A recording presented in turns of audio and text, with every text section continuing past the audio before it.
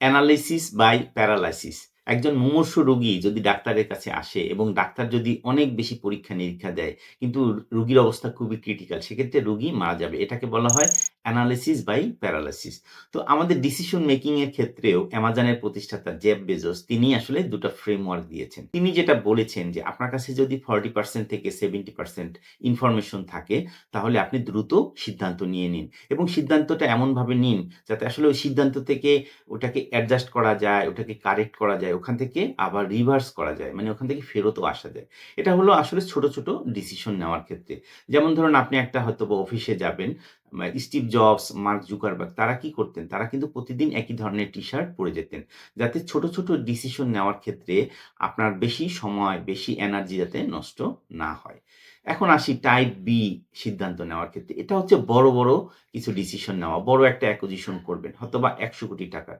সেক্ষেত্রে তিনি বলেছেন তখন ইন ডেপথ ইনফরমেশন কিন্তু লাগবে। যেমন return of investment, cash flow, risk analysis এই ধরনের ইনফরমেশন গুলি তখন লাগবে। তখনও তিনি বলেছেন আসলে ইন-ডেপথ আমাদের যেতে হবে। কিন্তু খুব বেশি ডিলে করা যাবে না। এভাবে কিন্তু জেফ বেজোস লিডারশিপ এর ২ টো ফ্রেমওয়ার্ক দেখিয়েছেন। তো এরপরে আমরা যদি দেখি ইমোশনাল ইন্টেলিজেন্স এরও কিন্তু আমাদের ডিসিশন মেকিং এর উপরে একটা বড় একটা ভূমিকা আছে। যেমন ধরুন আপনার ফিয়ার, অ্যাঙ্গার, হ্যাঁ? আপনার যদি একটা মাইন্ড থাকে, এই জিনিসগুলি কিন্তু আপনার ডিসিশন মেকিং এ প্রভাব পড়ে। যেমন ধরুন আপনি যদি ডিফিকাল্ট সময়ে যদি আপনার মাথাকে ঠান্ডা রাখতে পারেন, আপনি ভয়কে যদি জয় করতে পারেন, হ্যাঁ? আপনি হয়তোবা একটা লসের মুখোমুখি হতে পারেন। বাট এইটা কনসিডার করে আপনি যদি মাথাটা ঠান্ডা রেখে ডিসিশন নিতে পারেন, সেক্ষেত্রে কিন্তু ডিসিশনটা ভালো হওয়ার সম্ভাবনা খুবই বেশি। আবার অনেক সময় আমরা অনেক ধরনের বায়াসিং এ থাকি। যেমন বায়াসিং মানে হচ্ছে যে আমি আগে একটা ডিসিশন নিয়েছিলাম। এটাকে বলা হয় কনফার্মেশন বায়াস। ওই ডিসিশনটাই আমি নিতে চাই। অনেক সময় ফিয়ার কাজ করে, অনেক সময় ওভার কনফিডেন্ট কাজ করে। যে আমি আসলে নতুন কোনো আইডিয়া নিব না। আমি আসলে আমার যে সিদ্ধান্ত বা আমার আইডিয়া এটার উপরে আমি কনফিডেন্ট। এভাবেও কিন্তু আমাদের বায়াসিং হয়ে যায়। আবার আমরা অনেক সময় ফিডব্যাক নিতে ভয় পাই।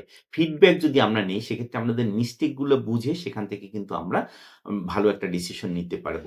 তো ফিডব্যাকে বলা হয় যে feed forward. Feedback is the breakfast for the genius.